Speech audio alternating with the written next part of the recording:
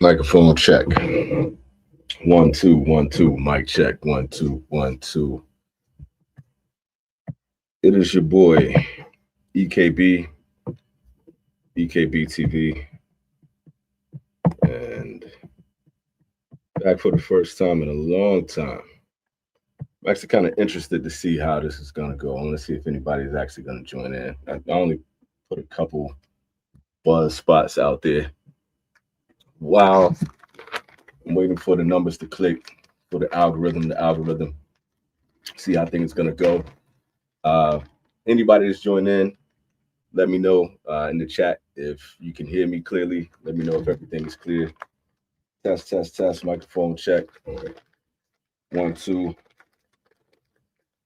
Uh, this is a rare episode of Smoky Best Cigars. I'll be your host for this evening. My name is EKB, and I have not picked a cigar. I don't know what cigar I'm going to smoke right now, but we're going to see how that goes.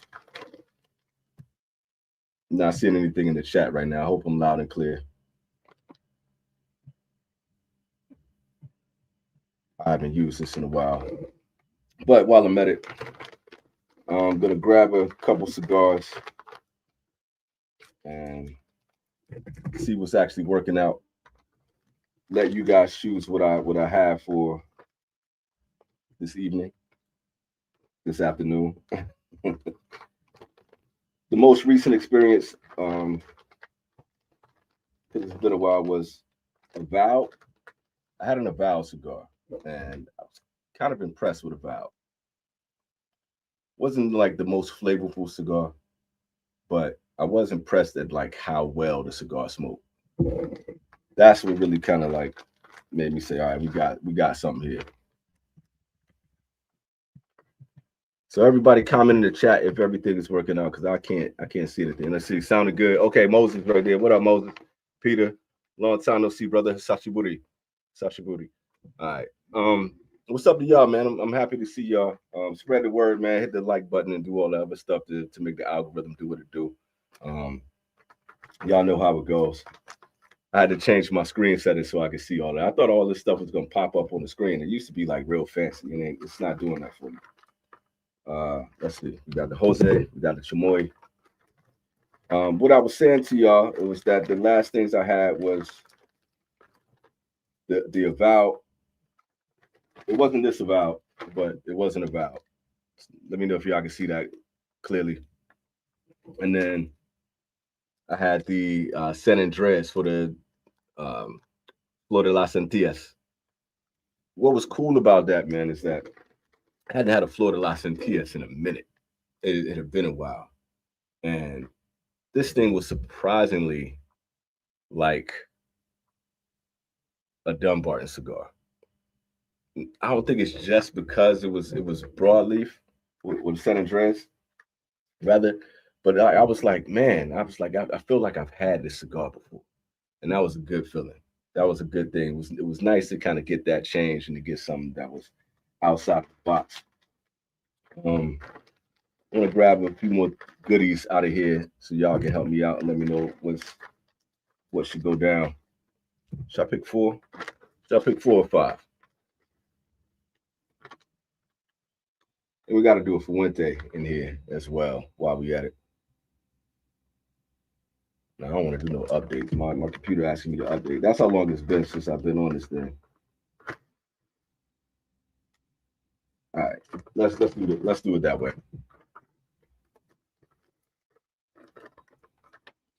Let's do it though. I don't want to grab that because I got a feeling the fellas gonna want me to smoke that with them.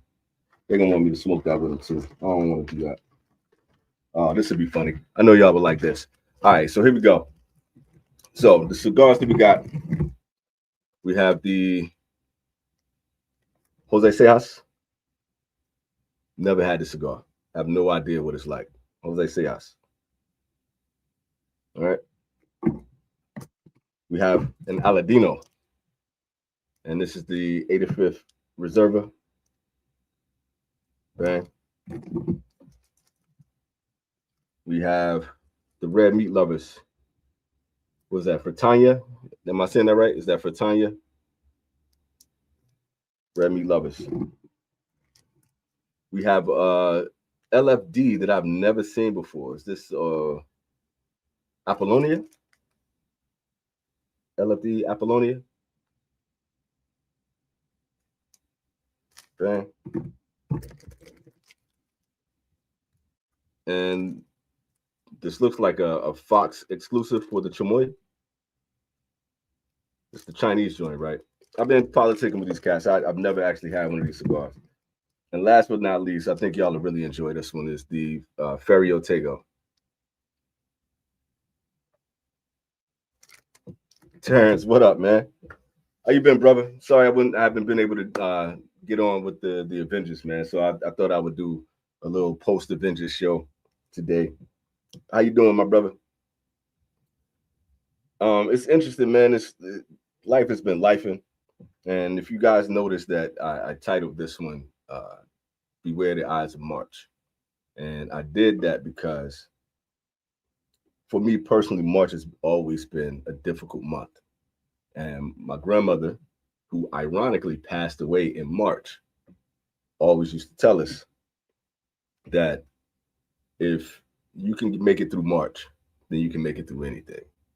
My father passed away in March also. And I got a homeboy who, my boy Money, I told y'all about a while ago, was born in March. So it's a lot of stuff that happens in March that makes me feel kind of tight. And making it to April was like a rebirth for me, man. Let me see. It said, me neither. I've been so busy with life, just crushed 60-hour week. Yeah, that's a lot, bro. That's a lot. I've been busy with that too, man. So I totally understand that. And that was the thing. Like, I had basketball practice for my kids today and all that kind of stuff. And I wasn't able to hop on, man. And I feel real bad about that. He said March and April are some of the hardest months of the year. March is brutal for me, man. It's like, it's genuinely brutal for me, just like mentally and emotionally.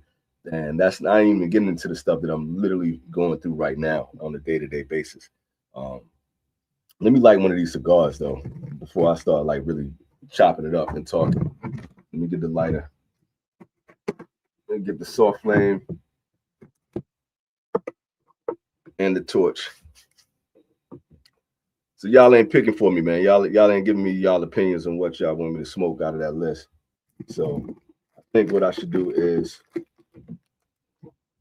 just kind of do like close my eyes and pick. While I'm doing that, man, I want to give a big shout out to Justin, man, for actually taking the time out to actually send me these new cigars, because all the cigars that I've had recently have been old. They smoking like they old. They feeling like I feel old. So I need to, kind of switch my game up a little bit. So let me go through here. Bang.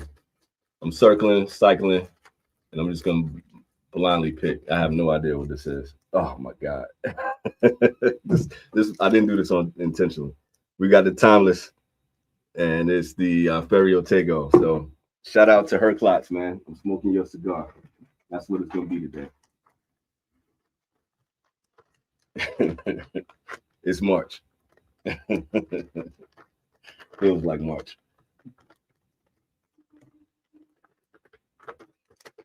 But it's funny, man. I was talking about that with the whole March and April thing, bro. It's kind of funny that you bring it up. And April for me is a little bit different, man, because April is kind of like the rebirth for me. It's like when spring actually gets started. Said it's money for that TA. Let me bring that up. Bam. Said it's money. Please enjoy. Great smoke for a hard March, man. I'm hoping that's the case, man. I'm really hoping that's the case. And I've been trying to go into this with an open mind, but I really, as I don't know, I think a lot of people saw the conversation that I had with Her Clots on Pick Jimmy's. I think it was like around Christmas time, that Christmas show. And I love the fact that, he was so cool about it, because I'm not a fan of his cigars, and I haven't been a fan of his cigars. But for us to be able to have that conversation and have that conversation in a mature fashion, and it wasn't like any kind of malice or anything like that. I thought that was dope. And I still haven't had one of his cigars yet that's made me say, like, I need to go and change my perspective and change my opinions. And but I did have a little bit more perspective on how he carries himself and how he handles things, because I wasn't the hugest fan, to be for real. But we're gonna see how this goes. I do need a really good cigar right now, and just the way things have gone, and I need my way to make it into April, which is a rebirth.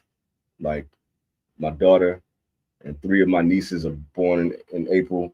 My first cousin and my wife. And I'm not like an astrological dude.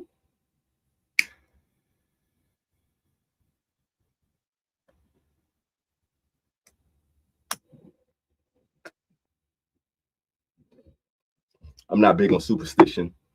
I don't do all that kind of stuff like that. I don't do signs and all that. Well.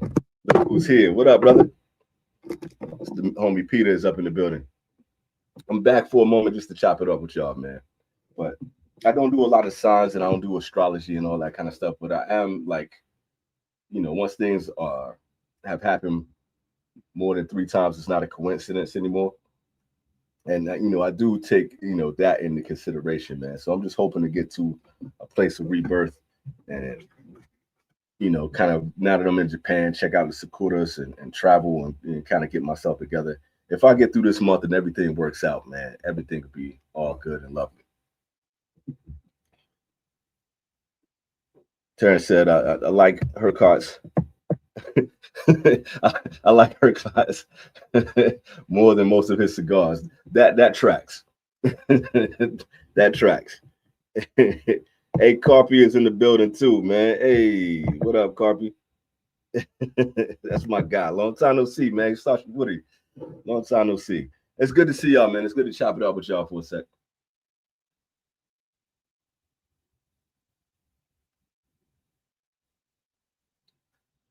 It's kind of bitter so far. It's a bitter start of this cigar, but it's early. It's a lot stronger than I expected too, man. I wasn't expecting that.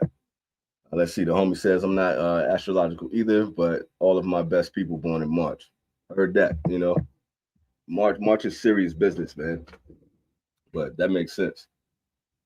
Um, it's just one of those things, man. I don't want to get too deep into my personal stuff that's been going on. I want y'all to know, like, I'm good. Like, physically, I would say mentally, I'm good. I got to kind of put an asterisk on that. I've been stressed out just because of work and things that have been coming up, just trying to keep up with the family situations and all that kind of stuff. But all in all, I'm good. I'm in good health. Been back in the gym. I've been kind of studying a lot lately. Benkyo shimashita, what I mean? Just trying to get the Japanese going, trying to get the painting going, get the artwork going, all that kind of stuff like that. And cigars have extremely been on the back burner. Like, that has, except for the past couple weeks, while I was doing stuff for work, man, I'm coming up here and I've been lighting cigars just to kind of keep me going.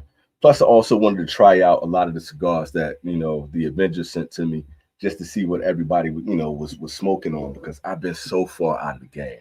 I've been seeing a lot of you, with your reviews, everybody putting up their best of the year, that kind of thing like that. Peter going crazy with his updates and keeping everybody abreast on some of the best cigars that are out there. But Carpy, I've seen you going hard with the reviews and whatnot too. I just haven't been in that space for quite some time, so I didn't really know what was going on. Only thing I've heard of was Chimoli and Avowed, and I hadn't seen any of the new cigars. I haven't tried anything new, so I wanted to kind of get my feet wet. So I was thankful that Justin sent out this bomb to me, because I probably wouldn't have gone out of my way any other way to test out things. I just would have kept going quietly the way that I have been behind the scenes.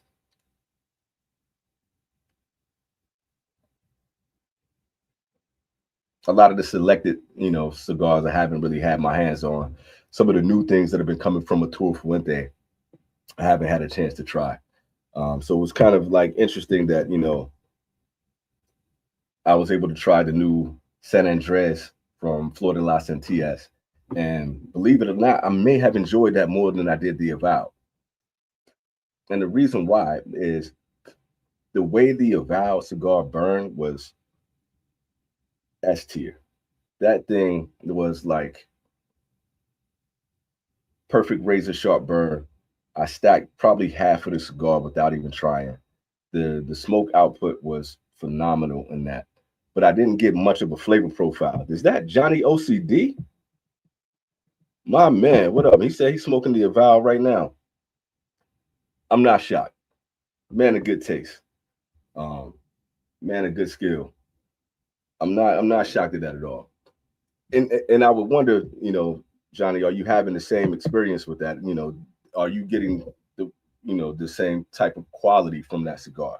And is that what everybody's ranting and raving about right now? Is that what's keeping everybody, into this brand right now? Because for me,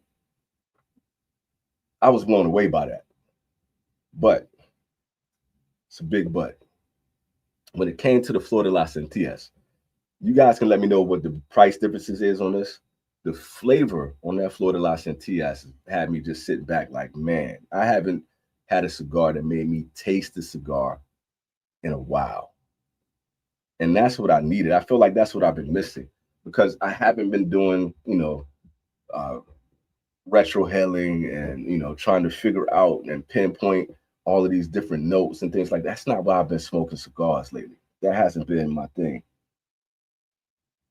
Really, for the most part, it's been, just the breathing process and having a cigar in hand. And when you're working through a project or when you're studying or reading, playing poker, whatever, chopping up with the homies, it's one of the things that you want to have a cigar in hand and you need it for that moment. You know, you need that kind of like accessory in a sense.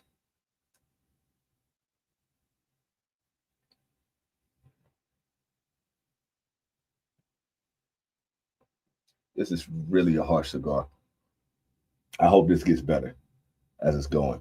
But it's one of those things where that flavor profile for the San Andreas really popped for me. Let me see, what's this? New Dawn, smoking fantastic. Nice, man. That like I'm not shocked. I'm not shocked. And I knew everybody was really on the bandwagon with that cigar. That's the name that has been popping up frequently for me. So I was like, let me check it out. I don't even know, like, do I have the New Dawn? I don't think that's the one that I got. That might have been the one that I smoked. I actually smoked that one because we had a double. Now it's the Vow. Boom. Let me see if I can make that show up. What's the other one that's in here? Is this one right here? Is this the New Dawn? I don't have a label on that one, so y'all can let me know.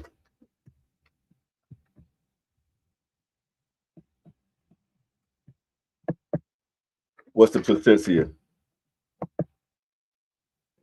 That's a Placencia cigar. I like the 24s. Which one was the Placencia, yo? What am I missing?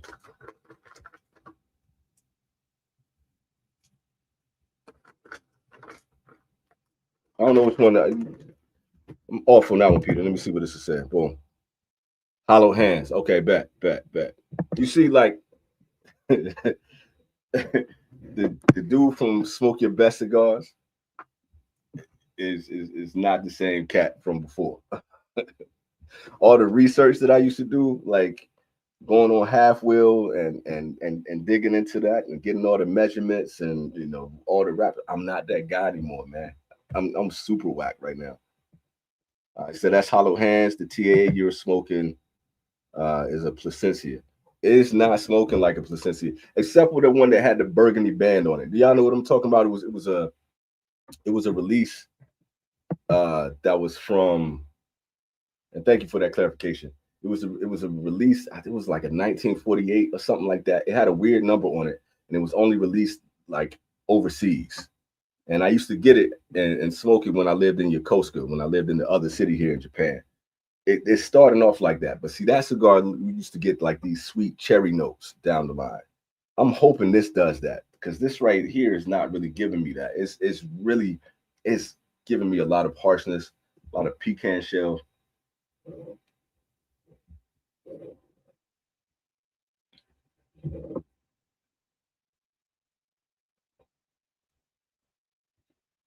We're gonna see, man, because this ain't giving me Placencia. 1898. What a terrible cigar.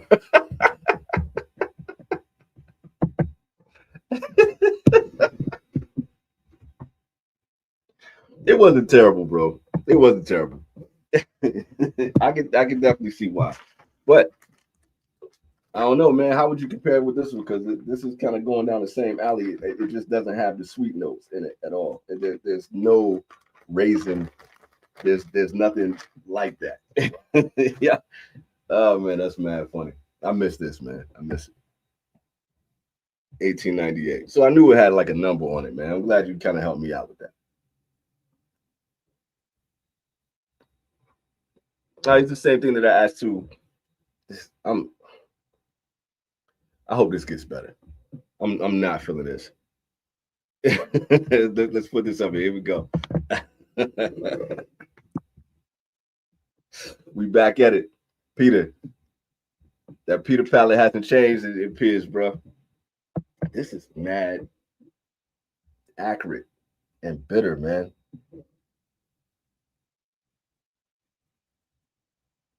It's early in the cigar. I'm not tapping out yet.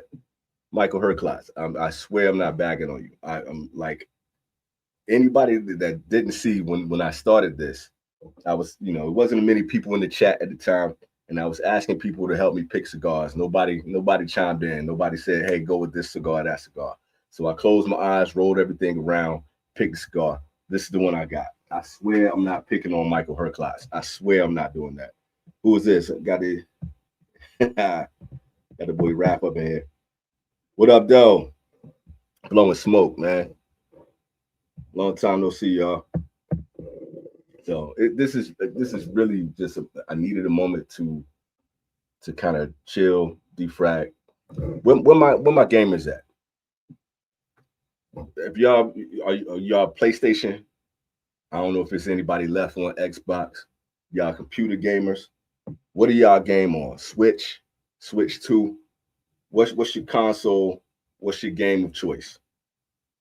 Like when y'all got downtime and you ain't got work responsibilities, or if you just put off all of your responsibilities, whatever. What are y'all playing right now? What is your game of choice? What is your console of choice? What's the other joint that everybody's using? It's not the Switch, it's the other handheld joint. I ain't talking about the Portal either. I'm talking about the other joint, man. I can't think of the name of it right now. That being said, I just destroyed Ghost of Tsushima. I went through that whole thing, and then I did Ghost of Yote, platinum that joint. All right, boom. So I got Peter. So he said we got a bunch of Xboxes, but I barely get time to play. Mostly Minecraft with the kids.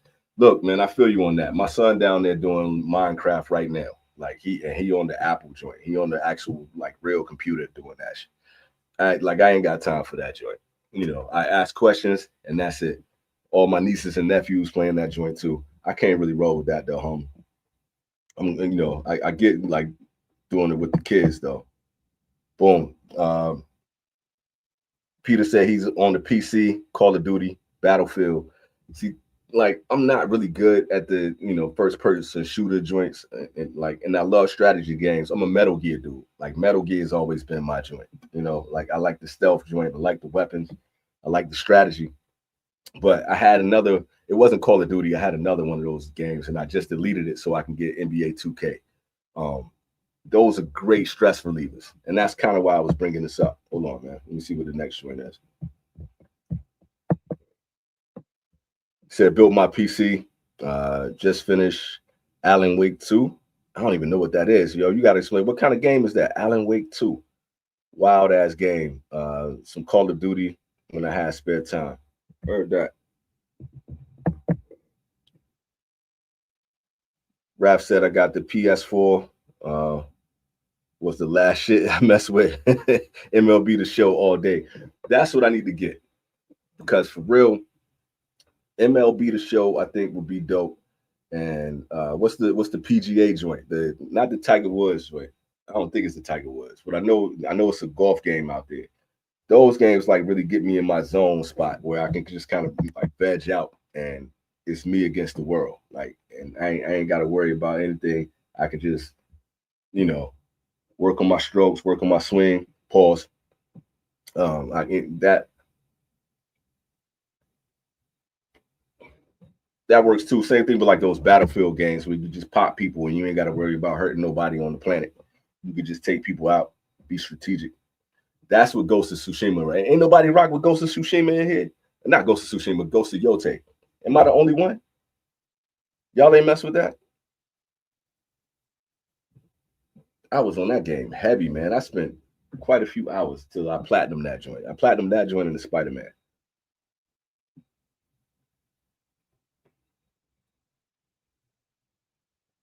It's getting a little bit smoother, y'all. It's getting a little bit smoother. He said, yo, Golden Tee. Arcade, though. Nah, that's the thing. I thought being here in Japan that I would be able to go out and find a dope arcade and just act like a kid again, where I could just take my yen, throw them joints in the machine, get mad tokens, and just play Tekken, play Street Fighter, and play some games that I've probably never seen before, play some retro games. It ain't really happening like that, man. I'm kind of disappointed, bro. Like, I thought the gaming would be better here. I don't know if y'all been to Japan, but when you come here, like these cats are still playing like Dance Revolution. Like them motherfuckers be in there, they be stepping their ass off, man. They be going to work, and they got the drum games. Like my son is actually kind of nice with them joints, but I ain't trying to play that, B. That's not for me, man. I want to get in there in the arcade and really like got the sticks and play like Marvel vs. Capcom like I did in high school and just whoop somebody's ass and just dip. He said, dude, if you like mystery horror games, you got to play the AW 1 and 2. 2 is top 3 all time.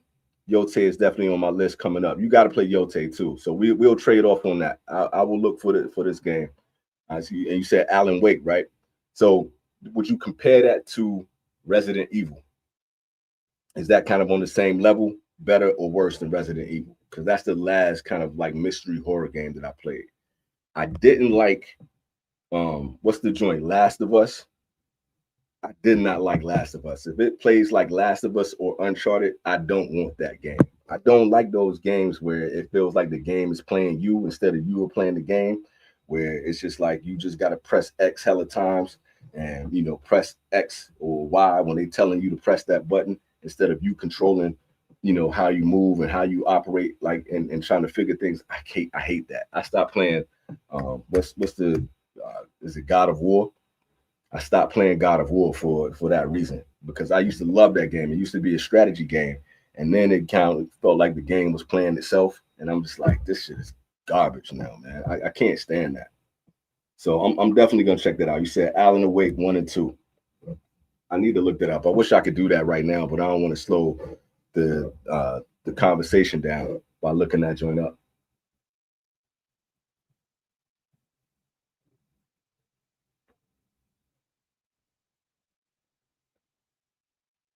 I didn't go back and play Metal Gear Delta. I don't know what it was, man. It was something about that joint that I loved it when it originally came out, and it's one of the best, Metal Gear games of all time. But I just don't like rehashing too much, man. A man here said Max Payne. Remember that? I played Max Payne back in the day. I like that, and I like the Yakuza joint. I need to go back and play that now that I'm in Japan, now that I've been in Yokosuka. Now that I've been in Tokyo, like I understand the cities, like some of the streets that I've seen in pictures and stuff like that, I've actually been on, and some of the neighborhoods I've actually been in while I've been in Japan. So now, like more mature, I want to go back into that.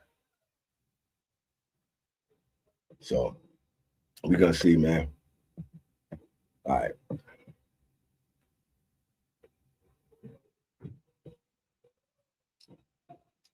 I kind of like the way this cigar is smoking, but I'm not like a super big fan of this thing, man. Like, look.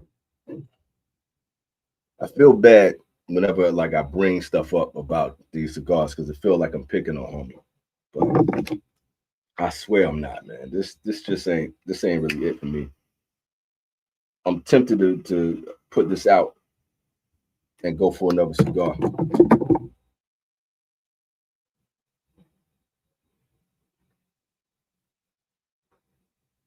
The smoke output is great. I will give them that. But it's not giving me a flavor profile that I'm really enjoying. And it's not burning the way that I really like. After having that about, this ain't really hitting the same. This shit is all flaky and shit. All right. One plays like almost like an action game. Two plays a lot like the classic Resident Evil. Okay, now you're talking about language. You're talking about language. If you got to watch videos to get through the plot of AW1, it's worth it just so I can understand like the insanity of two, so I can really understand how the game is playing. I definitely feel that. All right, I like that.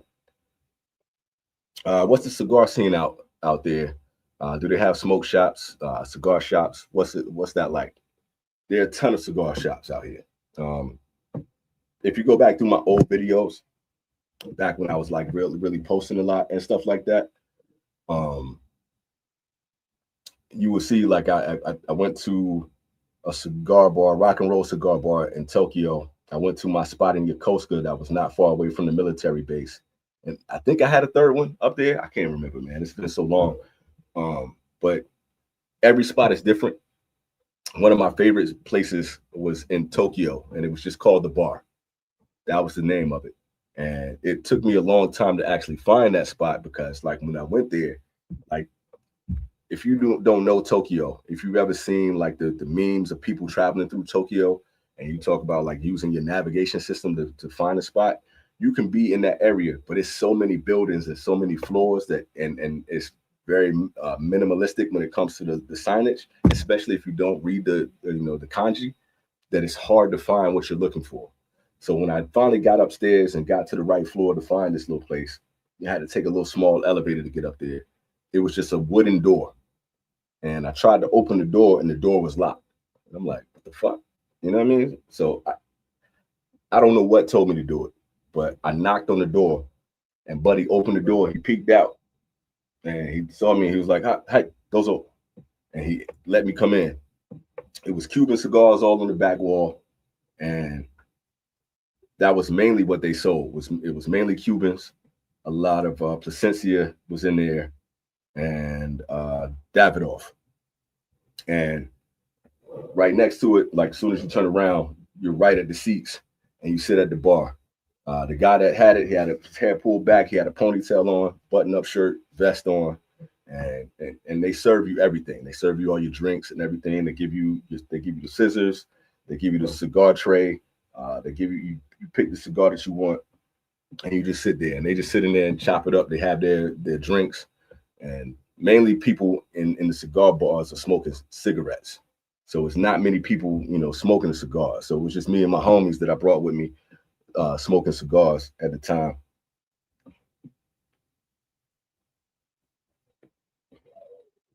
And they serve you like little snacks and those hors d'oeuvres and everything like that. And it's one of those that like, it was a cool experience because it was not like any other bar that I had been to before. It was very low key and it was almost like it was hidden away on purpose. Like they wanted that to be a secluded space just for people, to come in. So honestly, I'm surprised they let me in as a gaijin and as a foreigner, and I didn't speak the language. I can say a few things enough to kind of order stuff and kind of get around. I can let people know if I'm angry, if I'm embarrassed or something like that. But I'm not fluent by any stretch. And a lot of places like they'll be like, Dame, like no, you can't enter, that kind of thing. And he was like, he saw me, he just like, all right, cool, come on. So I thought that was mad cool. But other places that you go into, they'll be decked out. The furniture is plush. It's usually great lighting. They usually have great music. So a lot of places will have like records in there, and they'll records for you. You can choose what record you want to listen to, and the service is top notch. It's really kind of like back in the day service. They're usually like in suits, and they're extremely customer service based. They're extremely professional as far as like how they deliver things. They'll have white gloves on. They'll cut the cigar for you. They'll light the cigar for you. All that kind of stuff like that. Especially in Tokyo. Tokyo, like every other corner, there's a cigar bar. There's Carpe Diem. There's the bar that I just mentioned to you. Le Connoisseur, Davidoff Genevieve. These are the spots that I remember like I had. It's a spot called Humidor that is in Yokohama, if I remember correctly. That was like one of the first places that I went into, and that was the first time somebody ever called me a gaijin, and not in a way that was just saying that he's a foreigner. It was as a slur. That was the first time that ever happened to me. And the lady gave me the side eye, and I don't know why she did that, because I'm minding my business when I went in there. I went, I spoke to everybody. What up, Fred? I spoke to everybody, and I'm doing like, Ohio, doing all my whole thing when I went in there. But I bought a shark, and I was so happy that they actually had sharks in there that I could just go in there and grab and get what I wanted. And Ibn Bay, my bro. But it was one of those things like when I bought it, she was looking at me sideways, and she was like, Gaiji. I'm like, I'm aware I'm a foreigner, lady. You ain't got to let me know. I know who I am.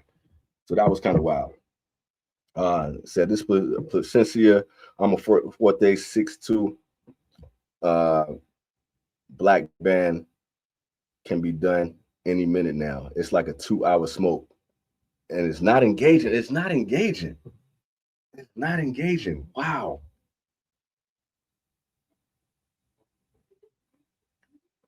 Carpy, I love that cigar, man. But it is a slow burn, and I don't know, man. I don't know if it's just where we are, man, with our palates. It's been one of those things that we've had so many cigars, and once you get that flavor profile that you enjoy, and once you've had a cigar that really stands out, it's kind of hard to go back to something that seems like it's passe. It feels like it's run of the mill. Maybe that's what it is. I don't know. I think I also kind of get caught up in the aesthetic of that cigar. I love the shape of the cigar, and I do like the slow burn, but 2 hours of a non-engaging cigar is kind of crazy work, bro. I put out a Placencia the other day. I can't show it to you because I destroyed that cigar because it's been sitting out here in the rain.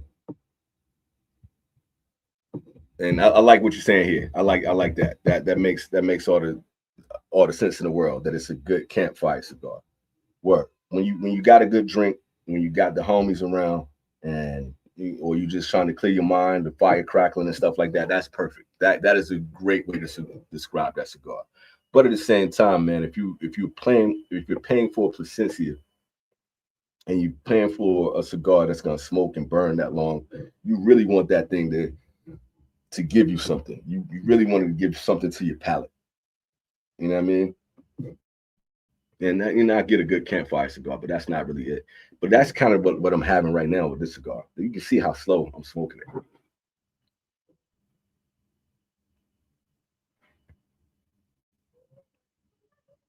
I keep waiting for it to give me something. It's not giving me anything other than this look black ass ash that's on it. Let me check that off. I'm really like highly disappointed in that. Fred, man, I missed the show today, man. Let me know what happened on the show. I know that the guests didn't show up for the show today. And everybody that's in here, like, what did y'all think about the Avengers show today? I'm sorry again, man. Let me apologize. I was saying to Terrence earlier that I couldn't make it, man. And I it's just life has been life, man, and really getting in the way. And right now, just like Carpy was saying, like, spending time with the kids. I've been really trying to make sure my kids are getting the best experience they can out here in Japan, and really like put something into sports and the team sports, because I'm the way that I'm looking at it, man. When you're a foreigner in a different country, like trying to figure out a way to develop relationships with the people that are here and develop relationships in general, it's a real complicated thing. So my whole thing is I want them to really be immersed in a community and get the lifestyle that I had coming up, where I had the friends that I played with, that we always played sandlot and pickup ball, whether it was baseball, whether it was football, soccer, whatever.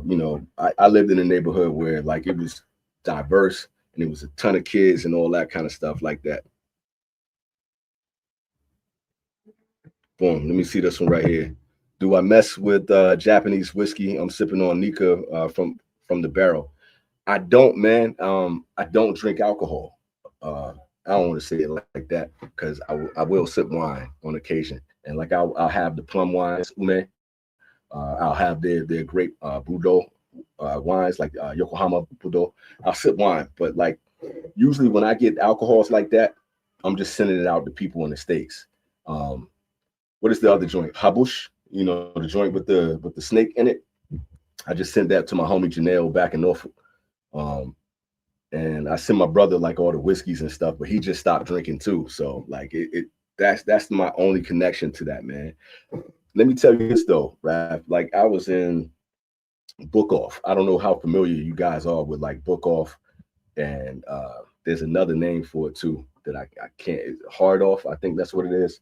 So it's a lot of secondhand stores out here. There's secondhand stores, Second Street, Book Off, Hard Off. You can go get like a Famicom.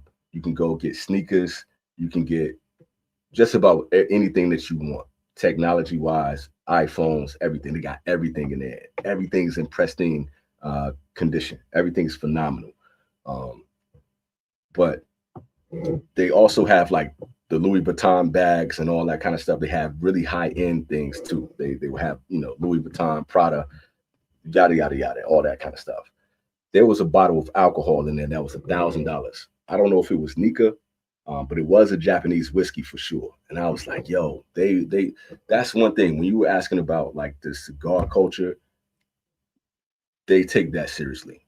But when it comes to alcohol, when it comes to their bourbons, their whiskeys, the sake just means alcohol, but like what we know as sake, the rice wine and all that other kind of stuff, they take it seriously.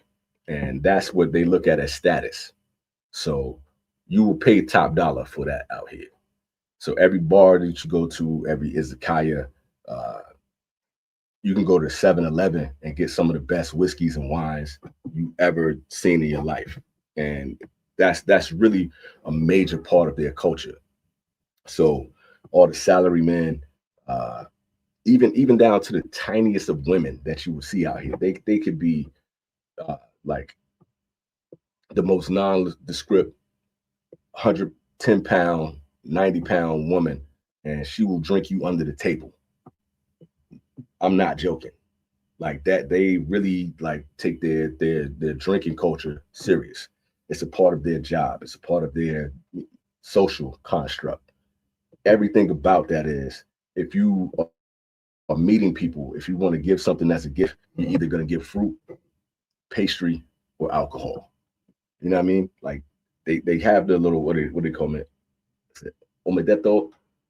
Maybe I think I'm saying that right. Where they like to exchange gifts and all that kind of stuff like that.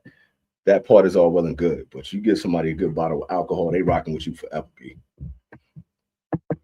I say, he said, bro, we get one decently warm day and they're shooting the ocean front already. Hold up, B. That when you say ocean front, you talking about like at Virginia Beach? Because I just heard about, what was it? Was it Alabama? That it was just a shooting out there, something like that too. And there was another shooting recently. And so you talking about Virginia Beach oceanfront? They shooting out there too. I look, hold on.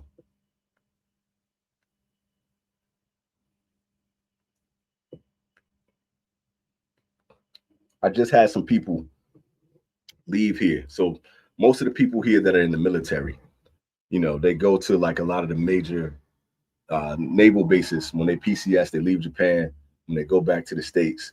They're usually either going back to San Diego or they're going back to Norfolk, because those are like some of the major ports where the Navy goes. There's a couple little smaller spots that they might end up. Let me see what this is. Boom, I'll put that up real quick too. Most of the spots that they're going to. So like I have mad people going back to Hampton Roads, and I'm telling people like, yo, if you want to go back, man, go back to Norfolk. Just stay away from that Little Creek area. Go downtown, go into Ghent, go into Virginia Beach, Chesapeake, Suffolk, something like that. Lay low and live a good life. But it sounded to me like they're getting busy out there in Virginia Beach, man. And I don't want to send nobody into the line of fire. You feel me? Look, I came on trying to like de-stress and have a real good conversation with y'all and chop it up. I ain't really want to get into like how negative everything has been with the war, with the war that's not a war, and with all the mass shootings that's going on right now. People fighting Jews, people fighting Muslims. It's depressing, B. For real.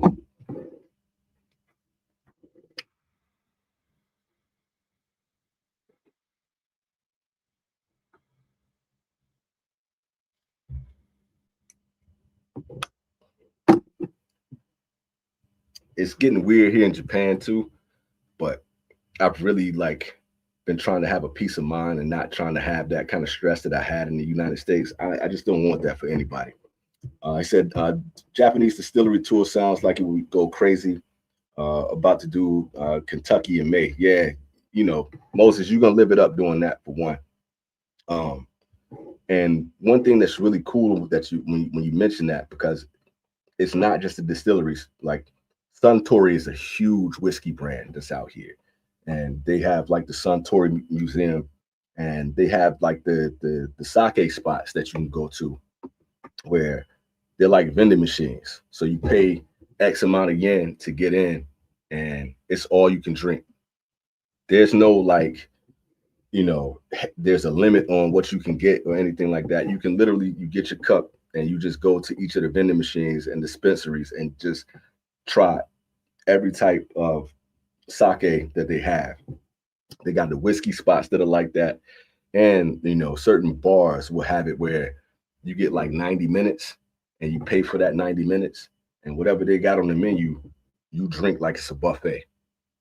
When I tell you Japanese culture, just in general, the way they look at alcohol and the socialization of alcohol is way different than States. There's always some kind of museum or some kind of like distillery or factory that you can go into and just try and taste and experience.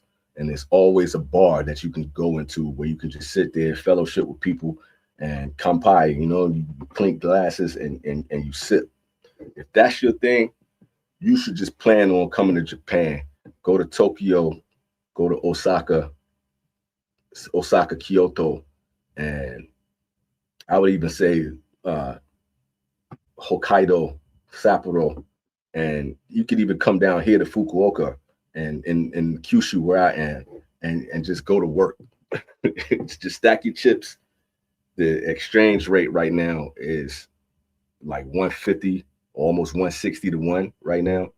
So you could come and with some change in your pocket and drink yourself into a stupor. you can literally pass out on the street, and when you wake up, they probably gonna like give you food and everything, so you can like really just they will make sure you got water, they'll make sure you got food, all that kind of stuff like that. They take care of you, B. It's a fascinating thing.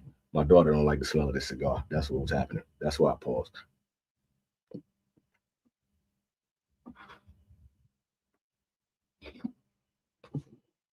I can't. I'll have to turn off my heat. But yeah, man, I know, like Kentucky bourbon, this kind of thing, and I've spoken about this on the Smoke Your Best before. That one of these days, I want to take the time out to actually try different alcohols and bourbons and stuff like that. I want to get into the flavor profiles, but I'm terrified of alcohol. I'm terrified of drinking. I'm terrified of what's going on. I got a friend that's out here right now who's dealing with, alcoholism, and I just don't want to feel the effects of that. I don't want to like deal with that. But hold on, let me see what this comment is before I get into my story. Tasting sounds cool. Gonna try to leave the puke in my guts up in my early 20s. Word up. Word. I totally feel you on that. I'm just not about that life.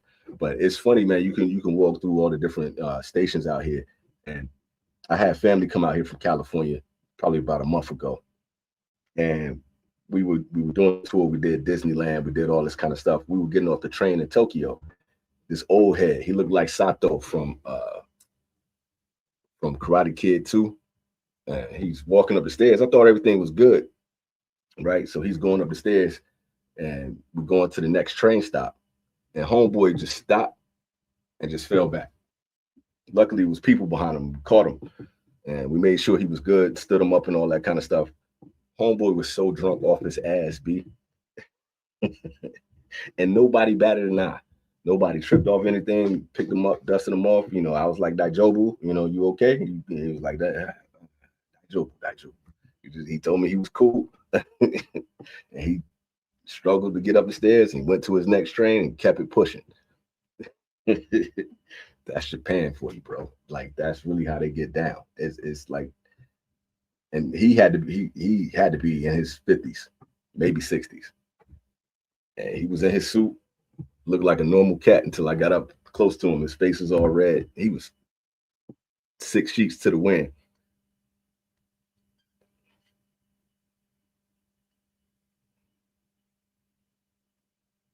I was going to say something else, but I forgot it. Just thinking about that. My bad. Hold up. Got to get the Fresca. Come by to my boy Peter. Y'all know how I do with my Fresca. I need to get an endorsement, yo.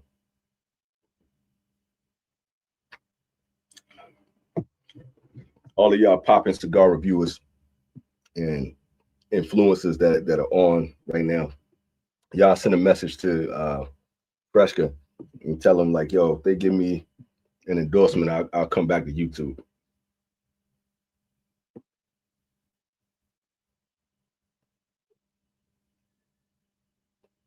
This cigar is mid, bro. It's not it. It's not the one. If I wasn't sitting here on this live stream with y'all, I would have dipped out on this one. I would have put this joint out and went to another cigar. I'm not gonna do that right now though. But I just gotta chalk it up, man. Ferio Tego ain't for me. Sorry, Terrence. I know you said the cigar was fire. It ain't fire.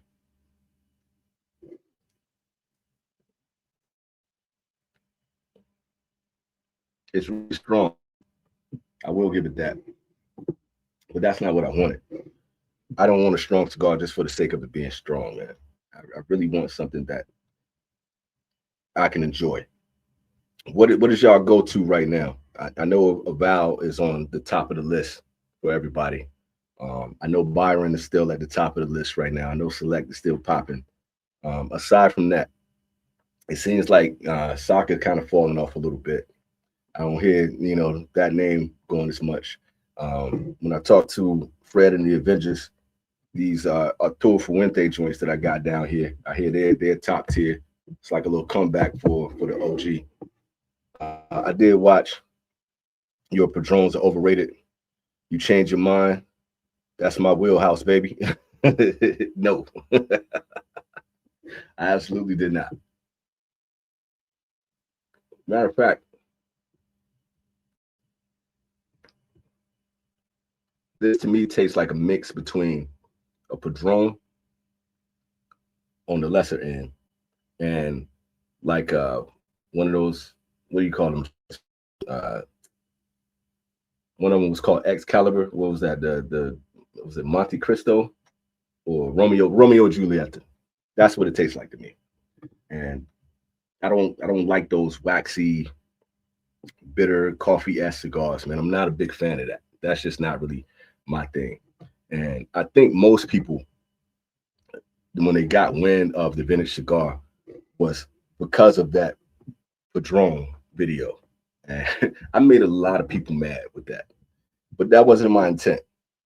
I understand why people like Padron. And I get it. I think I made a good case in that video of why people put Padron at the top of the list. I understand the construction. I understand the quality tobacco. I understand the age experience. I've been smoking cigars for a good while now, and I understand all of that. But it's the price point for me that really is what threw it off, because if you don't have the diversity in the flavor profiles, and if you don't have the diversity in the leaf and the blending processes, and you're not giving the entire package with the premium smoke process on that, what is the point? What is the point of paying top dollar just to have a cigar that burns correctly when you have so many other? You have currently, you have Aval, you have Moldy, you have Atabey or Tul Fuente. You have all these different cigars that you can actually go out and have a great smoke. That San Andreas that I had from Flor de las Antillas just the other day was phenomenal. And I know that cigar is not going to be more than $10. I don't really know the market like I used to back when I was making videos and things like that. But I do know that there are still cigars that you can get at a decent price point. That to me is what makes those cigars overrated. When you have people who smoke purely for the prestige and not for the flavor profile and not for the experience of smoking a cigar, that's what gets me. He said, let's see. Moses said, worked through most of the Dunbarton Standards release stuff. Pretty solid. Big Don Dorma and Mi Carita Blue fan. Those are my favorites too. And I'm not saying that just to gas. Like, I love Mi Carita. I love the Mi Carita line. And Don Dorma, either one of them is phenomenal to me. And that's what made me kind of fall in love with his brand initially. And so that consistency is what made me fall in love there. Now, I can say the same thing for Padron. Padron is consistent. That is for sure. But it has to be more to it. He said, I hear you. The 1000 series is what I stick to because the profile is the same throughout the whole portfolio. and there you have it. Therein lies the rub, my friend. And I totally agree with you.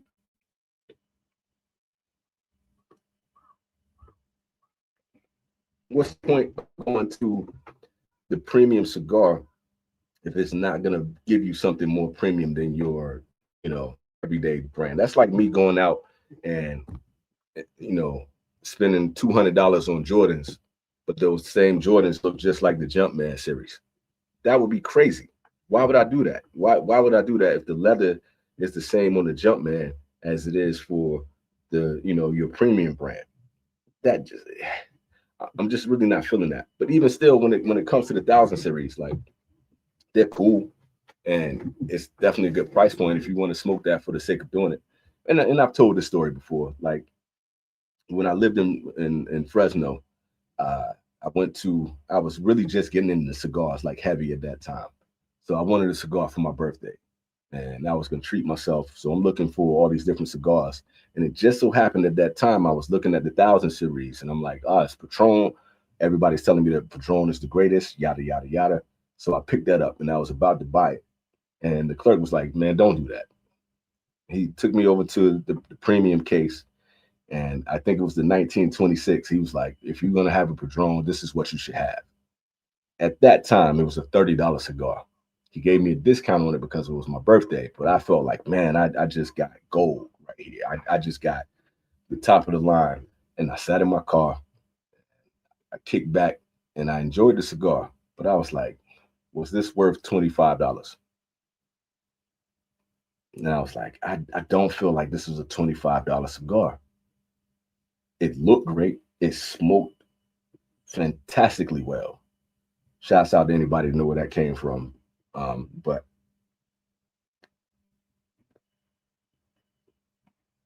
all in all, that kind of sent me on the thing to really feel like that sent me on the thing of smoking your best cigars.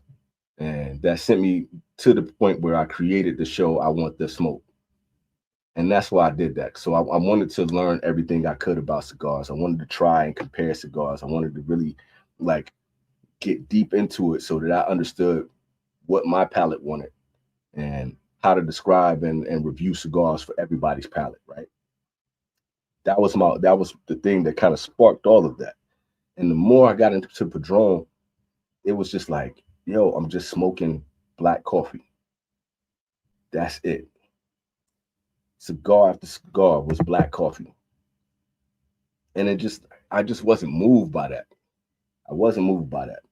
So the more I met people, the more I met, the Jimmys, the Alchemists, Matt and Fred and everybody that, Peter, the whole nine. The more I got into talking to people about cigars and people commenting, on my channel, and they're like, hey man, you should smoke a Padron next. You should smoke this Padron. You should do this, and this is the best cigar ever. Nothing's ever gonna touch that. Arturo Fuente is whack, and this brand is whack, and everything. Padron is it. And I was like, are y'all really serious? And then when you got all the newcomers that were coming in at the time, they're probably seasoned smokers by now. But every time you would go into a lounge, every time you would go into a spot, they're trying to push you over to Padron. So I felt like it was on me to really do a full essay and to really kind of get into it. Like, bro, is this really it? Is this really the one? Like, out of all the different brands, all the Placencias, the Dumbartons, Foundation, and whomever else is out there, all the Cuban cigars, are y'all really telling me that Padron is the top of the top? And are you telling me that because somebody's telling you that? And this is what people are pushing you to? Or are you telling me that because this is what you really, really enjoy? So the first Padron was 64 Nat Torpedo, lit up in the wind in Mexico with a terrible V cut. Ended up having to bite off the tip, like the girl that should be sticking it in. You stupid. Still haven't had another one. I would honestly say, Moses, in this particular case, one, I wouldn't go with the natural. I would go with something a little bit more full body, but I would try it again. I would try the 1926 if you feel like spending that kind of bread for the experience. I'm not saying you're gonna be blown away. I actually highly doubt that you'll be blown away, but I still think it's worth it to go through Padron's catalog to figure out if you really rock with it again. I mean, it's the same thing that I'm doing with these, timeless cigars and Ferriotego. I feel like it's the same thing. I felt like before I really gave all my opinions and got in depth with that whole process, I really needed to experience it and really feel like, did I just have a bad one? Was it my cut? Was it the humidity? Was it the yada yada yada yada? And I wanted to really try them out and really see like if there's something in it that would make me change my mind. You feel me? And what James Brown said, you got to pay the cost to be the boss. You know what I mean? It's one of those things where you really got to like go out of your way to really feel like if it's something you love or hate.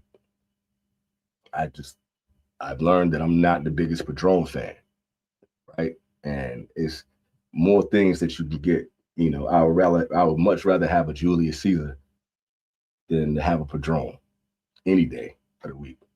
I would much rather, if you put on the table right now, if you put that San Andreas that I just had from Flor de las Antillas, probably a regular Flor de las Antillas, and you put a 1964 Nat on the table right now and ask me to choose, I'm picking the Flor de las Antillas. You can say what you want. Maybe I got a Peter palette too. Honestly, my palette is kind of similar to Peter's. He go off on the deep end every now and then, but that's the homie. But hey,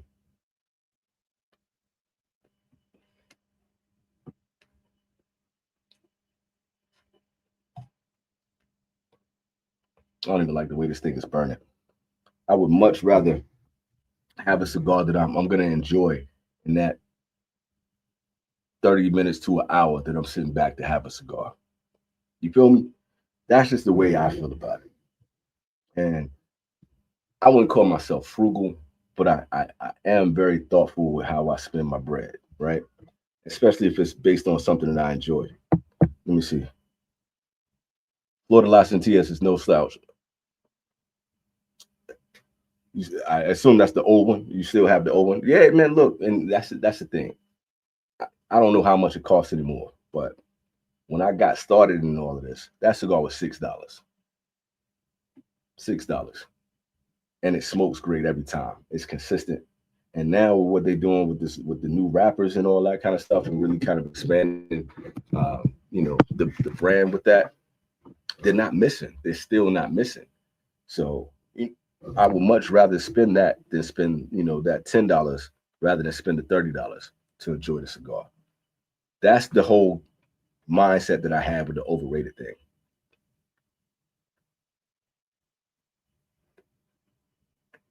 Now, granted, I was making a show. I knew that I wanted to be controversial in that time frame. I knew that I wanted to spark the way people thought about cigars and the way they approach, paying for cigars. And I think even more importantly than that, I wanted people to actually like think for themselves when it came to cigars on that. I wanted to push buttons. I didn't know that 2 years later, people would still be like commenting like, yo, man, you out of your mind. Like I still get comments to this day on that video. Would be it the shorts or be it the long form video. I still get people commenting on that. I don't even think it was a month ago that I just responded to somebody talking about that cigar. They was mad at me, bro.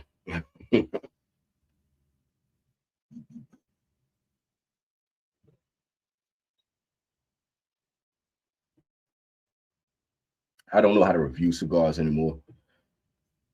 I don't really think the same way when it comes to cigars anymore. But when it comes to this, like, I love the smoke output of this cigar. And I think every cigar should smoke that way. It's not much worse than when you get a cigar that doesn't have any texture to it, that doesn't have any body to it. That's one thing I can say about the cigar. Maybe it's the placencia in here. Maybe it has some Ligero that kind of gives it some weight to it, right? I love that about the cigar, but I don't have anything on my palate that said this is something I would recommend to people again. I don't even know how it would score this, but it would be somewhere in the mid process. It would not be an A. It would not be a B. That's for sure. Would I give it a C? I would probably give it a C just because of the fact that it gives you something if you're sitting around having a conversation like we're doing right now. It gives you something to chew on. Does that make sense? I hope I'm not sounding crazy by saying it like that.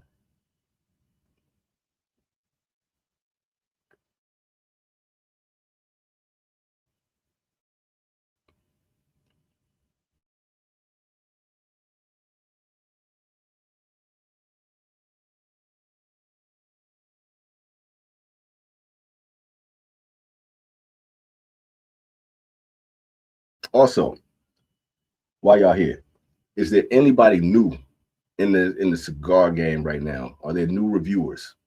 Has anybody stepped up that y'all are watching right now? Are there any like new personalities? Are there any new palettes that are in the YouTube space or in the review space that's making y'all perk up and pay attention to?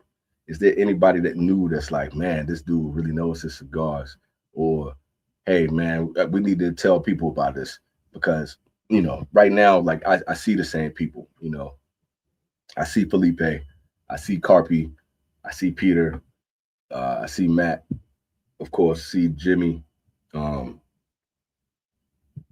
But I haven't really been following anybody. So I don't know if there's anybody else out there that has anything going. He said, my cigar journey has taught me that cigars are a lot like food. I agree. I totally agree with that. There's something for every taste, like meat, vegetables, bakery, or dessert, just like breakfast, lunch, and dinner. That 100%. And I used to use that same comparison a lot. I did that a lot because I came from a culinary background. You know, I was a cook and a butcher for quite a few years, and what really intrigued me the most about the whole process was building flavor profiles and developing my palate in that regard. And it's the same thing being here in Japan and trying different foods and trying things that I've never had before. And I feel like cigars should be a lot like that. And but I also feel like, let's say you're getting fried chicken, right? You can get Roscoe's Chicken and Waffles. You can get uh, Chick-fil-A chicken, a filet chicken from Chick-fil-A. You can go to Cane's, right? You can come to Japan, you can get karage, and you can have all of these different things. You can go to the gas station and get fried chicken from the gas station somewhere in the South, and it's possibly going to be the best fried chicken you've ever had in your life, right? You can go to somebody's grandma house that makes fried chicken, and it's probably going to be some of the best fried chicken you ever had in your life. It's the soul that you put into it. It's the seasoning that you put into it. It's the care. It's your cooking technique. Are you using pressurized cooking like some of the places? Are you just pan frying? Are you using high temperature, low temperature, whatever the case may be, right? To fry your food. How is it going to taste when it comes out? I can go down here to 7-Eleven and get some of the best karage that you've ever had in your life. And cigars are a lot like that. Cigars are going to be in the senses like, what is your blending technique like? What kind of wrappers are you using? What is your filler like? What is all that? And it's going to make your cigar either going to be S tier or F tier.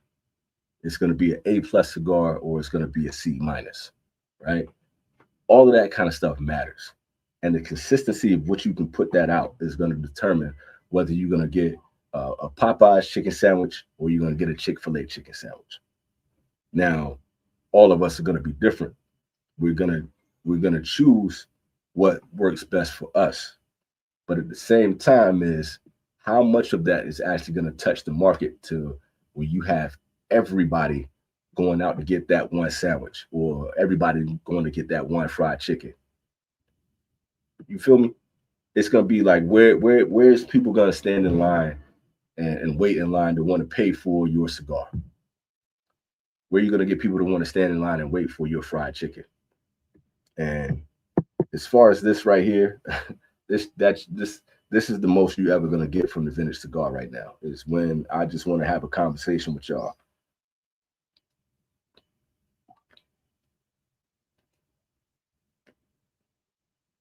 And I want to kick back and have a cigar. At this point, the review side is, I think that kid is gone, man. EKB is out.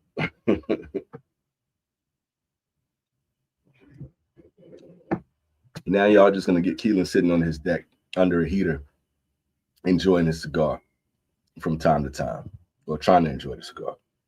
That's really the most, man. And I've honestly learned, and I was just telling my wife about this the other day, that I think I'm allergic to cigars. So this is probably gonna come back and bite me in the ass for the next 2 or 3 days. But that review space is gone. I don't think I have the talent for it anymore, honestly. I missed the show though. Been watching a kid called Zach Films, new to cigars. Don't think he's done a review yet, but kind of enjoying the new enthusiasm for the hobby vicariously. I 100% feel that. Hoping he'll work into some reviews soon. I hope he gets there, man. I'm gonna check this kid out because that makes me curious. I think I've seen that before. I'm not 100% sure. And I kind of like the idea of just, having somebody just coming new into the hobby in itself and just learning the experience. To me, that's what I felt like the first iteration of my show was. It was just I'm a new kid, I'm new to cigars, and I want to taste and try everything out there, right? And I wanted to bring my personality to the cigar review industry, and I hope he does the same. And the thing about it, man, is like the longer we do this, the more we become old heads and the more jaded we become. It's really one of those things where I totally feel what you're saying about living vicariously through him.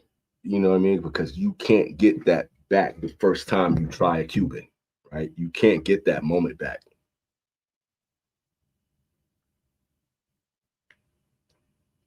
You can't get that moment back the first time you have a Don Durma and you get these different notes that you've had before and that you never had before, or a cigar smokes the way that makes you like see stars. Like you can't get that again. There's never gonna be a moment where I feel like that dude that is going back in the DMs and talking to Cigar Hound Dog about the different cigars that we just tried and comparing the notes and like, yo man, you got the same notes that I got, and that kid is never gonna come back. And I think the only way that I could ever experience that again is to go through and live through somebody like that. Love it. Like talking to you, bro. Do lives, my guy. That's it, man. That's where we at right now, brother. I like talking to y'all too. And it's so funny that you said that, Moses, because that was my whole thing, man. I was talking to the infamous fellas about that a while ago, about chasing that dragon, man. And I really got to the point where I didn't enjoy that chase anymore. You know what I mean?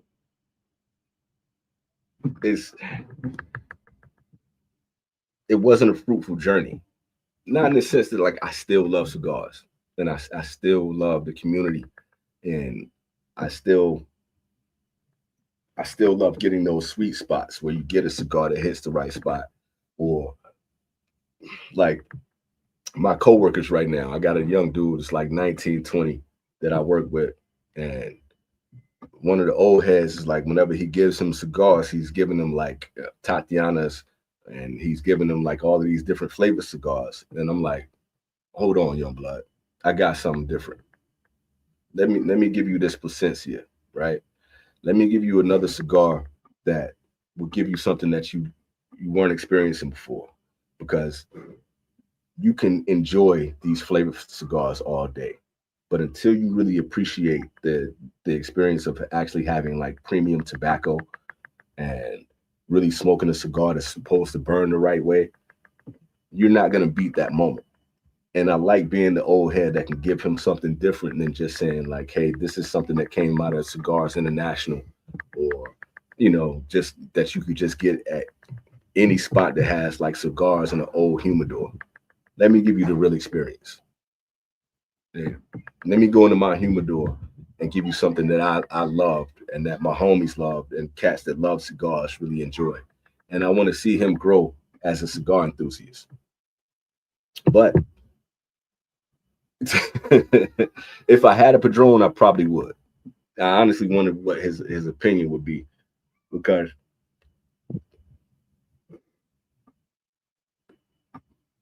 he's actually a pretty serious kid. He's in the fixing up his car and all that kind of stuff, and he's really into anime. He's your standard Gen Zer, right? But it's one of those things, man, where when he's out there fixing his car or he's working out at the park, because I work at a gym and he does all the sports stuff, so he works with all the kids at the field, so he get a lot of downtime. When he get time to just sit down, I would rather him be able to smoke something like a Padron, like Fuente, where he could, give him. I got to give him an Atabay. You know what I mean? I got to give him something that's like, look, there's levels to this kid. It's not gonna be the end all be all or a all be all like LeBron James said. It's not gonna be the alpha and omega, but it's gonna be a different experience than what you were familiar with. And it's not about, trying something that tastes like chocolate or tastes like cherries. I would rather give him a crown head that you can actually get the chocolate profile from premium tobacco. I think that part of the experience is what made all of us fall in love with cigars. Trying to balance money, time, health, and love of the game is hard, man. Man, look, you preaching right now.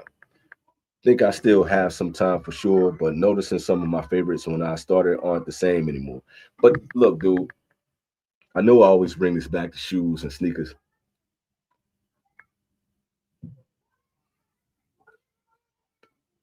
but I honestly think it's the best comparison when it comes to cigars because you always got the seasoned veterans that have been in the game for a long time, and you always have the people um, who are connoisseurs and collectors and all of that kind of stuff. All of that stuff kind of matches up when it comes to cigars and sneakers, right? Gee, what up, homie? And you get that thing where I remember what Diamond Turf was like when Leon Dion first started putting out his sneakers, right? I remember the Air Zooms when Barry Sanders was rocking those, or Emmett Smith was rocking those. I remember Jordans when they first came out. I was, you know, 7, 8 years old, right?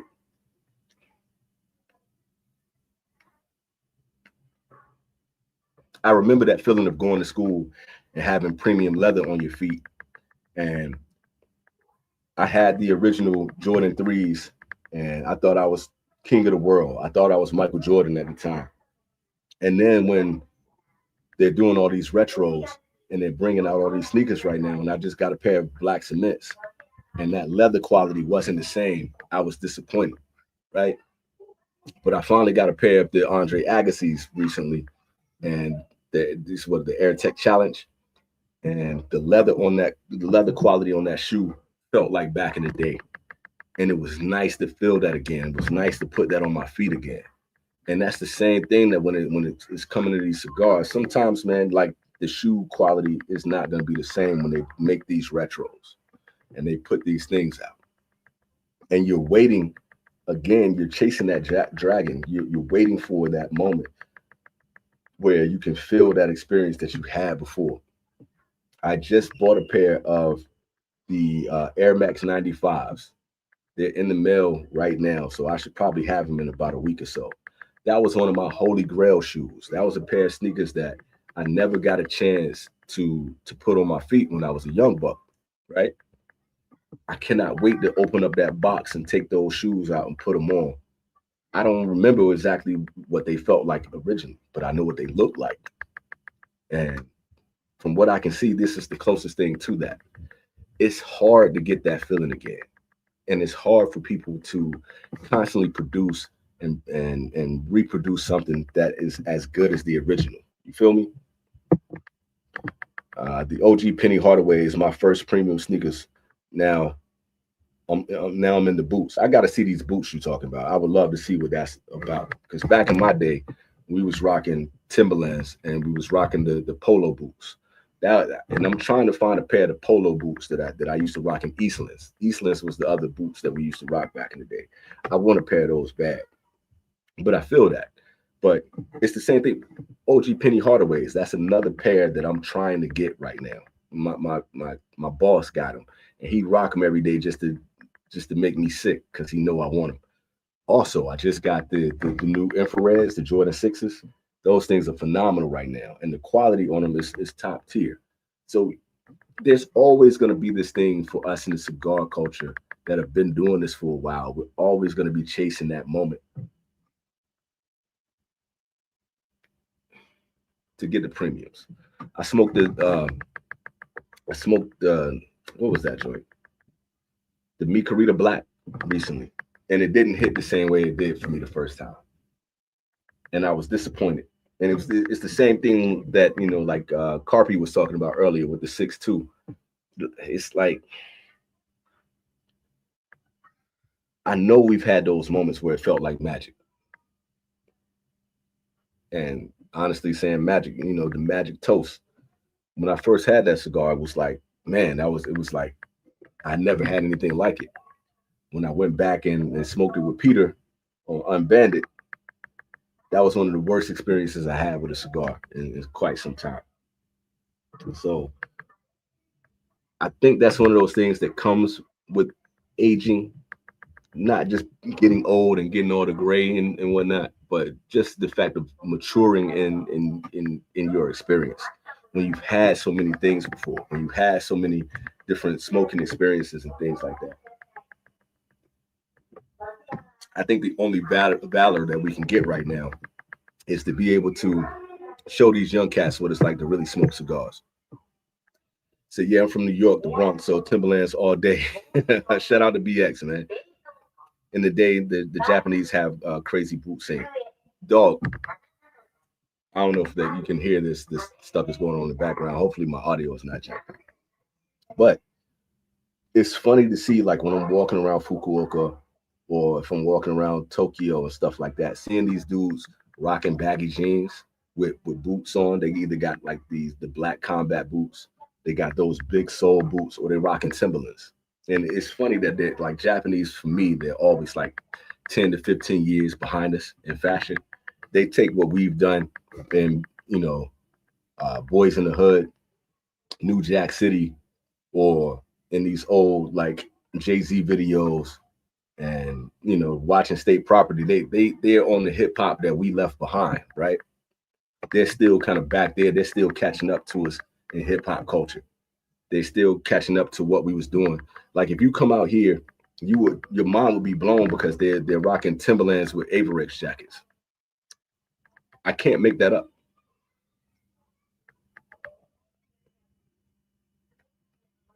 I went to Ueno in Tokyo, and when I saw an Averex store, my mind was blown. I was like, for real? I don't know when the last time I seen Averex like that, but they will have Averex USA on their back, and they're rocking Tims, and we've moved on to these like Vomeros and Jellyfish Adidas and P6000s and all these sneakers that look like dad shoes and whatnot. And these cats back rocking boots. If you go into Uniqlo or GU and all that kind of stuff, all of their clothes now are baggy. They're back. They got baggy hoodies and baggy pants and boots. That's what they rocking out here. Let's see. Is that a train station in the background or something? No. So what they do is during their political season, they'll have these cars and trucks that come by with speakers up there, and they go through and they speak through the CV joint, and they're telling us something. I can't understand a lot of the Japanese, especially if I'm not like listening to what they're actually saying, but they're telling you about the who's running for office, and they're telling you that there might be a flood warning or a temperature warning or something like that. And that's what that sound is back there. It's not a train station. I didn't know if y'all can hear that or not.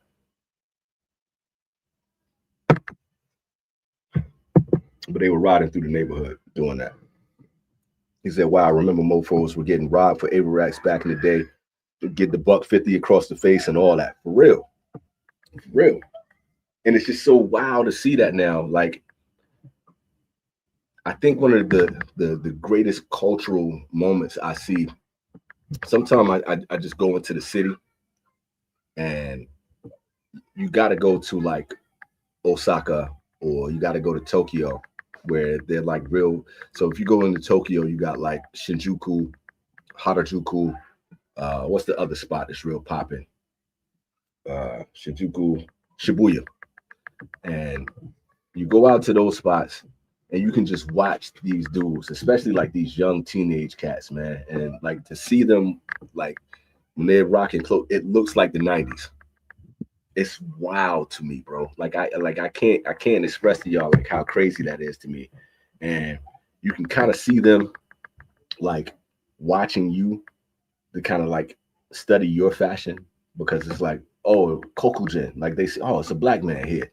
And they're peeping what I'm rocking and I'm peeping what they're rocking. You know what I'm saying? I'm literally just people watching. I'm out there just to kind of see how these young dudes get down. You go out at night in the Yokohama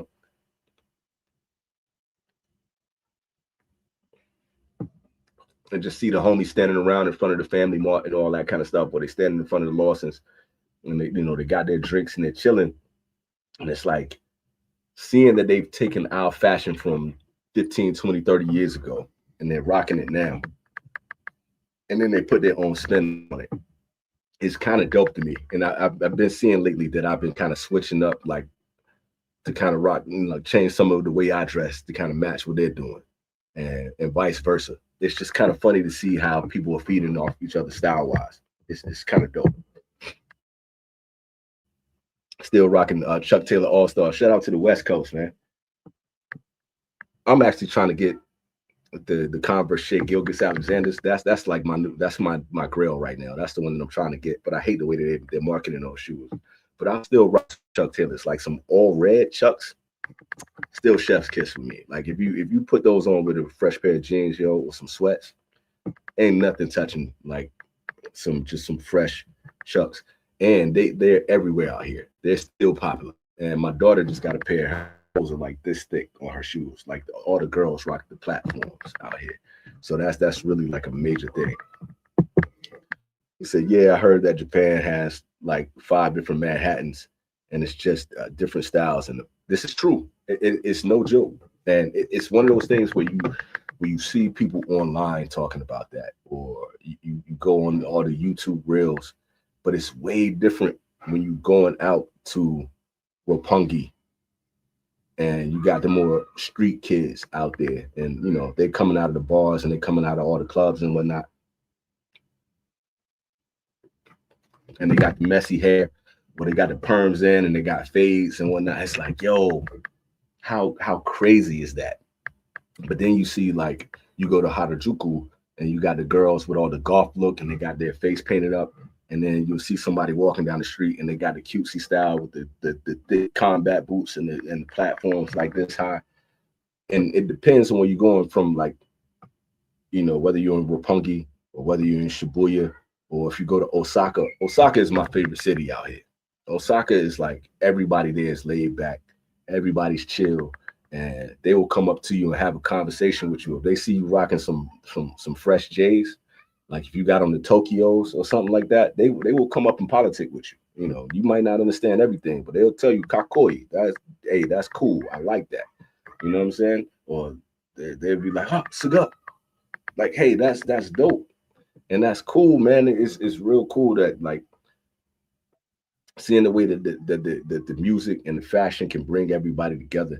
And some of them will actually speak English, and they'll tell you, like, yo, man, I like your shoes. It might be broken English, but they'll tell you, like, yo, I like what you're rocking right there. That part is dope. You don't get that in Tokyo nearly as much. Everybody it's kind of like being in New York. He said, hey, yo, my man, what's up? What's good with you, man? My first introduction with Cigar World was when I watched your vlogs from Japan. It was cool. I appreciate that, man. I was just telling the homie earlier to go back and check those out so you can kind of really see what the cigar atmosphere is like out here. The place where I am now, I don't have the ability to just hop on a train and travel like I did then, where I could just, get on the train and I could go to Yokosuka, or I could go to Yokohama, I could go to Tokyo. Tokyo was only like an hour and a half away from me on the train. Here, it's like 2 hours to get to Fukuoka, and it costs way more money to do that. Instead of taking, 500 yen round trip, it's like 2,000 yen round trip. But one way, honestly, it's like 2,000 yen one way, and another 2,000 to get back. That part is more difficult. And where I live now, it's like a little small Navy town, so it's a lot of Americans out here. It's a lot of military cats, so you don't get the same experience. So the cigar bar that's not far from me, I went and got like a CAO Palone. What is that? Like a $6.50 cigar, and that joint cost me $20. So the markup is about 150%, and I just, like, they don't allow cameras in there, so I can't get the same type of material that I got then. Honestly, I don't have much desire to do reviews and all that kind of stuff anymore. But if I lived in an area where I could travel, I would still do those. I would still go to Le Connoisseur, or I would go to like a new spot and film that for y'all, just because people loved it so much. If I had that opportunity, I would do it more. Just because it was fun, man, and it was fun just kind of letting y'all see what that experience was like for me, and the experience that it was like for me going out with my homies and stuff like that.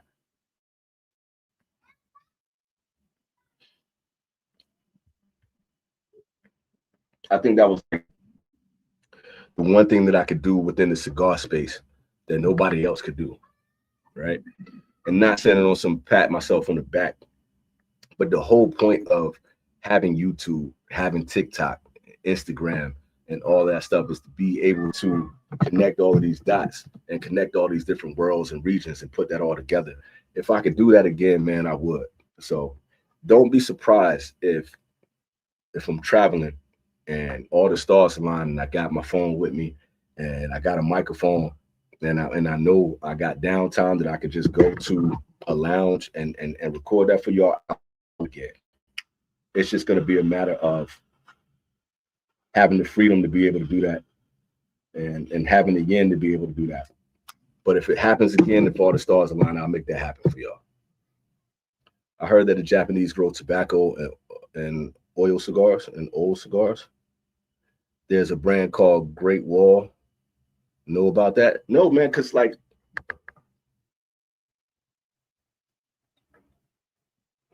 I was actually trying to find that when I started here. I was actually trying to find to see if there were any places that had just Japanese tobacco, and they love tobacco out here. Don't get me wrong. There are vending machines that sell cigars everywhere you go. If it's a 7-Eleven or if it's a spot, you know, I can read hiragana and katakana, and I can read when it says tobacco. And sometimes when I'm like, you know, from just walking in the neighborhood, I'll stop into one of those spots. But I've yet to find just a cigar brand like that where it's just straight Japanese tobacco. There were a couple smaller cigars that I couldn't read the kanji on it, but I don't even think those were like just Japanese. They would have like Filipino cigars. They would have like the Mexican joints. What was that called? Te Amo, I think that's what it was called. And they always have Cubans. So for the most part, you probably heard me say this 1,000 times. The majority of what you're going to get here is going to be Cuban. It's going to be Davidoff. It's going to be Plasencia and Arturo Fuente. That's the majority of what you're going to see. Oh, okay, got you. Sorry about that. I know how it goes, so I just want to make sure like I got the word. I haven't seen any place where they're actually rolling cigars yet, but forgive me on that because that could just be my own ignorance and not really, you know, finding the place where they do that. So if you ever the word for cigar in Japanese is hamaki. Anything that's hamaki is a roll. So, you know, check for hamaki. And I've been looking and searching online. I just haven't found it yet. You know, I found the jeans spot. I found the shoe spots. I found the knife making spots. I found like all these things that I'm curious and interested in. I found all the little secondhand spots. I've been digging around. I go around here and I search. You know, I'm a big nerd, so I'm always trying to find stuff. I just haven't found the cigar spot. There's a ton of cigar lounges. They're out here. That's not the thing. I haven't found that Japanese brand yet. It's a very interesting. I listen to everyone you're talking about. There's one person that matches my palate to a T, and that is a cigar snob. I remember cigar snob. Shouts out to cigar snob. His number one stick of 2025 was my Father Blue. I don't even know if I had my Father Blue. I used to love my Father. That used to be like when I first started. That was like one of my favorite brands.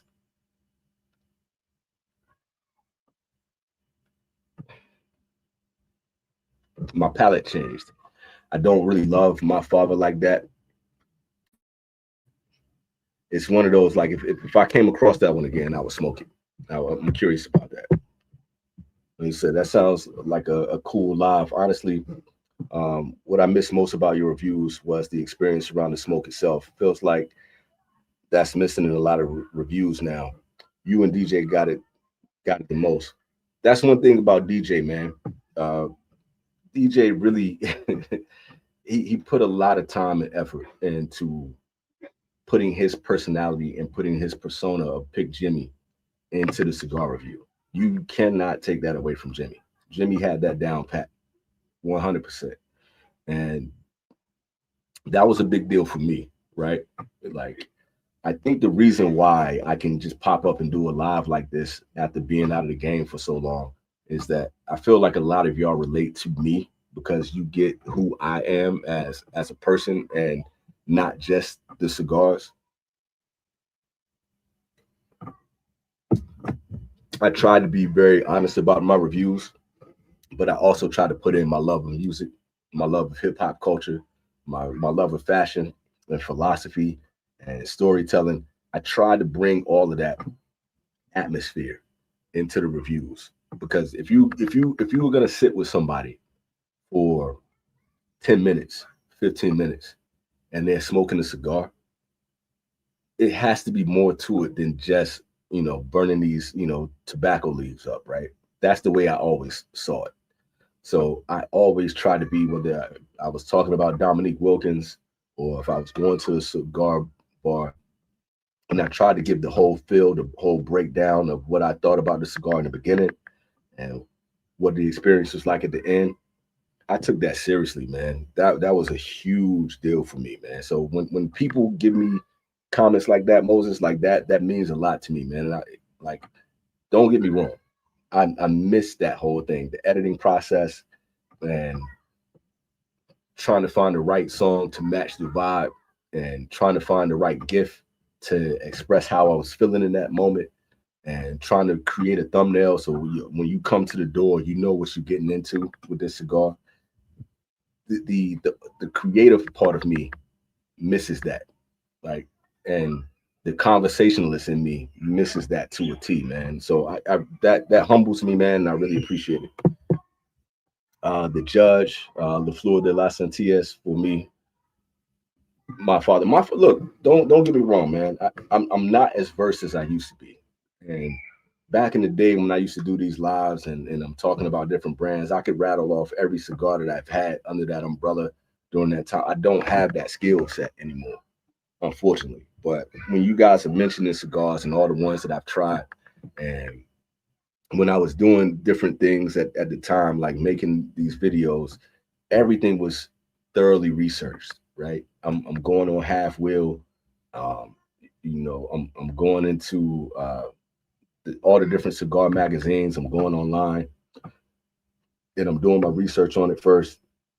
And I was searching like Neptune cigars and Fox cigars. I was doing all this kind of stuff and doing like I wanted to be really in depth.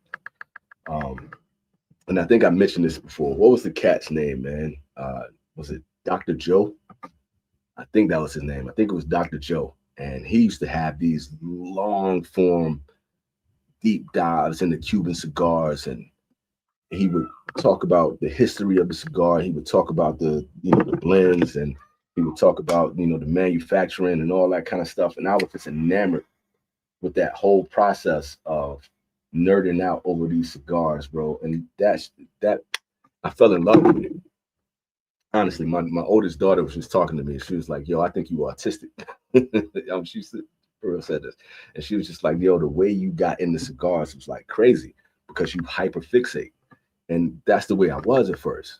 So I wanted to be able to do that, but at the same time, I wanted to be Yo MTV Raps for cigars. I wanted to be that weird hip hop kid that loved cigars and loved music and loved art so much that you felt everything. You got the cartoon references, you got the movie references, you got all the different Easter eggs and stuff that I was putting into the cigar reviews. Like I really wanted people to feel that, but I also wanted to be able, like, if I'm talking about foundation, I can compare a cigar that I had before, and I can compare that to Dunbarton, and I compare that to Ferio Tego and Atabay and all this other kind of stuff, and I could get into the different nuances. And I don't have that skill set as much anymore. I feel like I let you guys down now because I'm not nearly as proficient or prolific as I was before. And I gotta apologize to you, but my father was a really big deal, and I don't think I would have the same experiences I had with cigars without those deep dives that I did on my father back then. Um, you say you still have a brand that you point as your favorite. Um, no, or Tour Fuente is up there for you. It still is. It still is up there. Um, I don't know now, man. I know beforehand. I talked a lot about Steve Saka. I think that was the brand initially that hit me the most. And even like if you go down into my humidor right now, um, Arturo Fuente has his own spot. Dunbarton has its own spot. Placencia have their own spot because that was kind of like my sweet spot for a period, right? But I love Atabey. I'm really digging, Aval right now.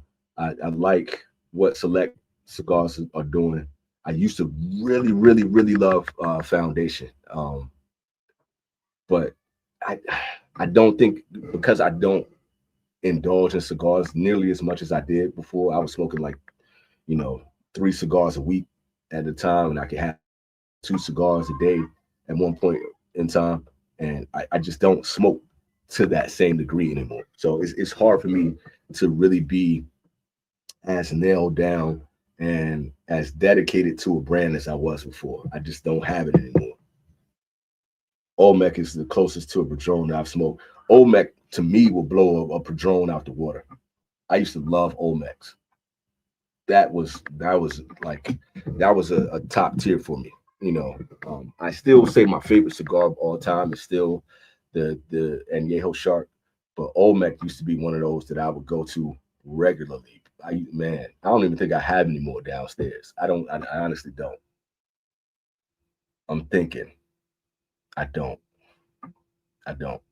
But I burned a lot of Olmecs. Me and Matt from Cigar Hound Dog used to go back and forth with our love for Olmec, man.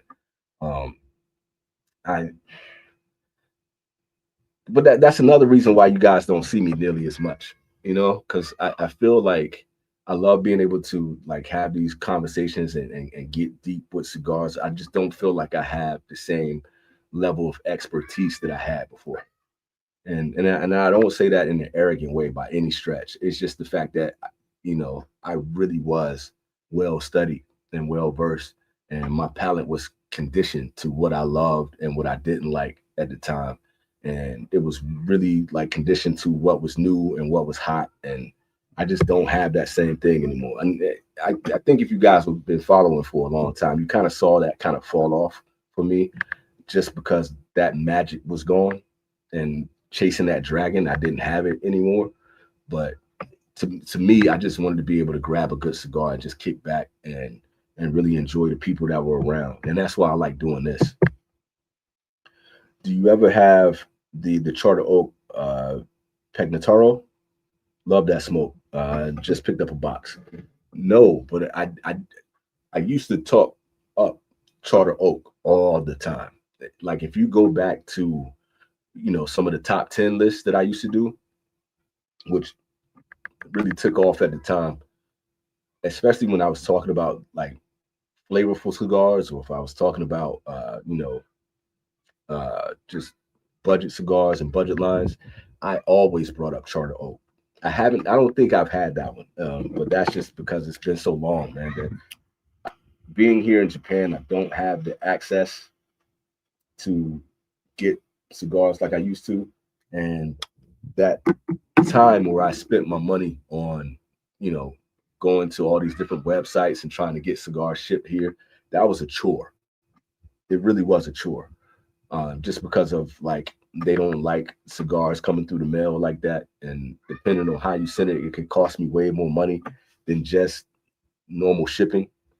If I was able to get it through the military box, then I didn't have to pay shipping for that. That was taken off just because it's a military box.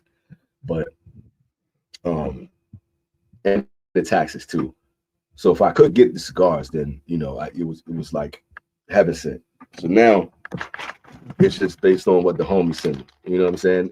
If people don't send me cigars, I don't spend my money on that anymore. Like I can't tell you the last time that I spent my own dollars on cigars.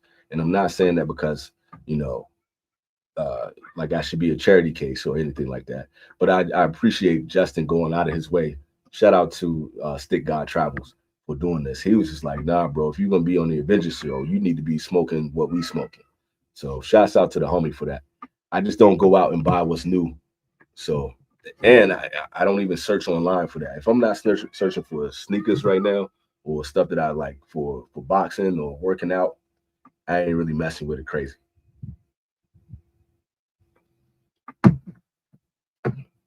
And it's a letdown, man. You know how J. Cole was like, feel like I let Nas down. That's how I feel because taking the time to build 5,000 people to actually subscribe to my channel and the rapport. Like I know most of you by name, like that wasn't one of those things where it was just like random people that were in my comment section. I try to respond to everybody when people like, I can do these lives or when people actually respond and comment on my videos and stuff like that. I try to actually build conversations. I made great friends and I got lifelong friends out of doing this. And I feel like, taking that much time to develop a rapport like that, I never wanted to let that go. And I never wanted to let that down. That's why I still pop up and do stuff like this. And that's why I'm still with the Adventures. That's why I still hop on the Discord. Unfortunately, I haven't been able to get with the Cigar Collective. Just timing just hasn't worked out. I want to be able to sit back and smoke cigars with everybody again. And matter of fact, shout out to DJ Pick Jimmy for bringing me on to his Christmas show. And he reached out to me. He was like, "Yo, I want you to do this." So I thought that was cool.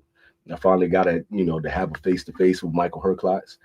I had a chance to talk with John Huber and Steve Saka and all that. Like, the fact that people that I would never expect to know my name or know my face knew who I was and knew about my channel.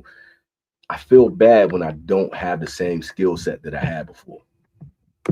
So I want to say, hopefully I'll catch your next live. Good talking to you. Be safe. It's late this side of the globe. For sure, man. Thank you for coming out, man. I appreciate you. Peace to you. Shout out to New York, man. I should have asked if you were a Knicks fan.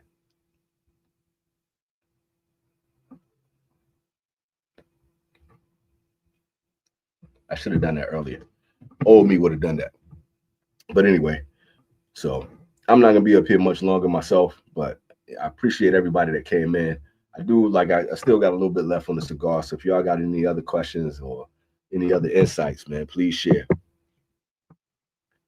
I got to circle back on the holiday special. Was it weird talking to Sokka after the last TJ?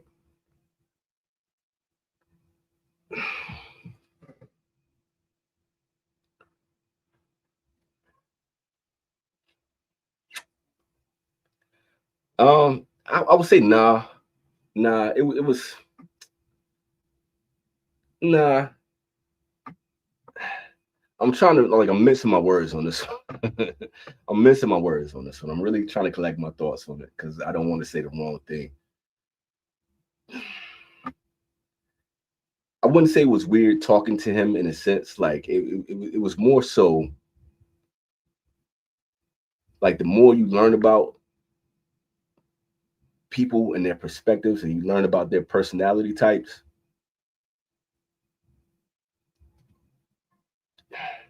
you approach them differently. You get what I'm saying? Like you have an idea of what someone is like from how they present themselves and how they advertise themselves to like when you actually get somebody when they're in their natural element that like we're actually friends on Facebook. So you really get to see who people are when they are not selling themselves, right? So I don't know how he sees me.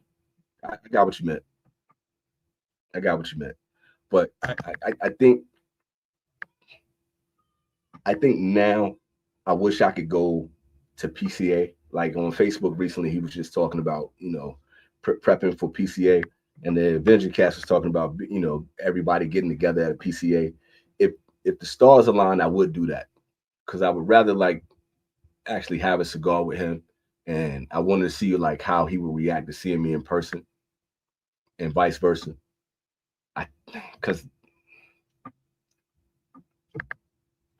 I feel like things are a bit different. You feel me? And like because there have been good interactions and there have been awkward interactions.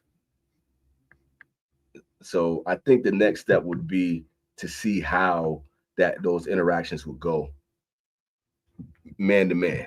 When you can look somebody in the eye and we can shake their hand, that's a lot different than speaking to somebody through a screen. I would want to see what that interaction would be like. I still kind of have that. Same thing with her class. And I kind of take people's. I mean, I could go down the list. Same thing with her class. Same thing with Sanj. Same thing with Saka. Uh, Same thing with Matt Booth. Like a lot of the people that I've had interactions with, and people that I won't name.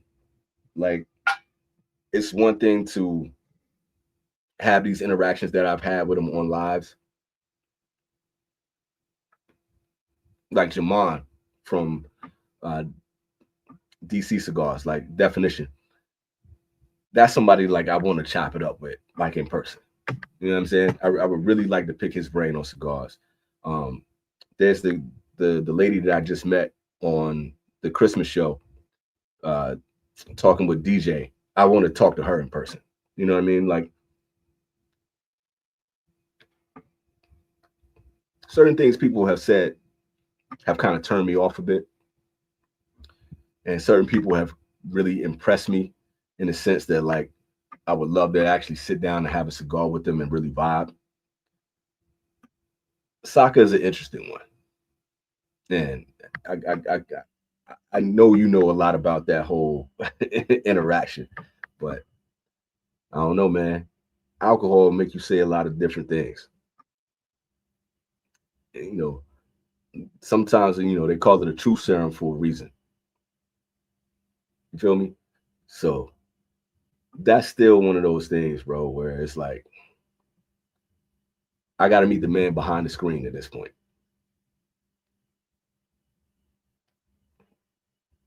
Who knows? Maybe one day it'll happen. Maybe it won't. Maybe it will. We'll see. I that was kind of crazy though. That was crazy.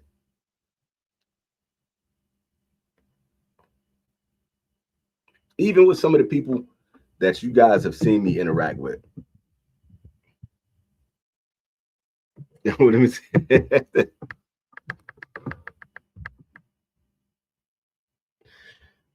Yeah. That's a good way to put it. That's a good way to put it. I want to see what hat he's rocking when I see him in person. You know, is it a Dumbarton hat? Or is it another hat? I want to see. I don't know, man. It kind of took some of the magic away. I mean, I even wonder like if some of the cigars taste different because of that. You know what I mean? So, yeah, bro. Yeah, bro.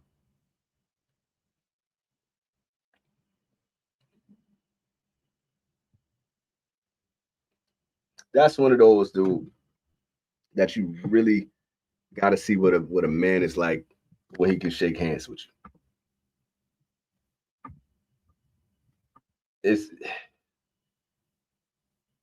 mm, yeah, yeah. I will say a lot of things changed. And you can probably see in my demeanor that a lot of things changed from that. It really did change. But I also don't want to get ahead of myself. You know what I mean? So I've only met the man briefly, but some of the things that I've seen is like, I wish I hadn't seen that. And it's a couple people that's like that. It's a couple of people that have some names and have some notoriety just within the cigar industry that once I actually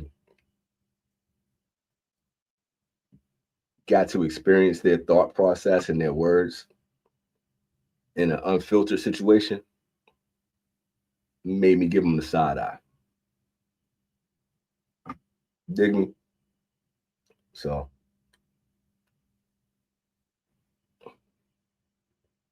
what do they say? First impressions are important. And I'm really the type of person that integrity is everything for me. And I really, really try to like the same dude that y'all getting right here. If you bumped into me in Tokyo, if you bumped into me in North Carolina, if you bumped into me in New York, if you bumped into me at PCA or whatever, hopefully I would give off the same energy. That's my goal.